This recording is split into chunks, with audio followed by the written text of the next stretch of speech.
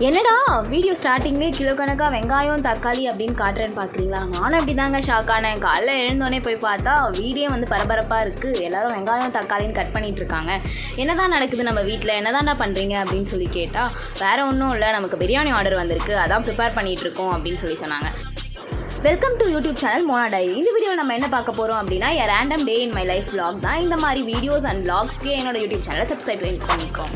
சரி, நம்மளும் போய் ஹெல்ப் பண்ணலாம் அப்படின்னு போனால் அதுக்குள்ளே 8 கிலோ சிக்கனும் பெரிய டபராவும் வந்து இறங்குது.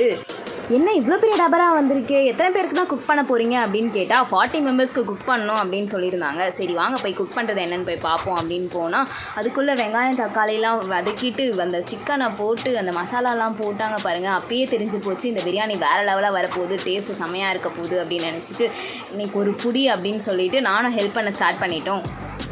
உங்களுக்கும் இந்த மாதிரி ஏதாச்சும் ஆர்டர்ஸ் ப்ளேஸ் பண்ணோம் அப்படின்னா என்னோட இன்ஸ்டா ஐடிக்கு டிஎம் பண்ணுங்கள். வெஜ் அண்ட் நான்வெஜ் ஆர்டர்ஸ் ரெண்டுமே எடுக்கிறோம் அண்ட் ஆல் ஓவர் சென்னை வந்து டெலிவரி பண்ணுறோம். உங்களுக்கும் இந்த மாதிரி ஏதாச்சும் ஆர்டர்ஸ் ப்ளேஸ் பண்ணோம் அப்படின்னா என்னோட இன்ஸ்டா ஐடிக்கு டிஎம் பண்ணுங்கள். அண்ட் வந்து உங்களுக்கு சமைக்க சோம்பேறிதானமாக இருக்குது அப்படின்னாலும் 1 kgலேருந்து நாங்கள் வந்து veg and non veg orders delivery பண்ணுறோம்.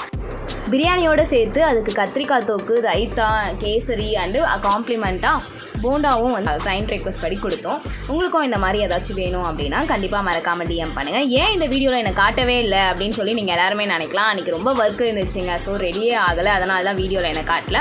நெக்ஸ்ட் வீடியோவில் பார்ப்போம். Until then bye from Mona diary. Bye.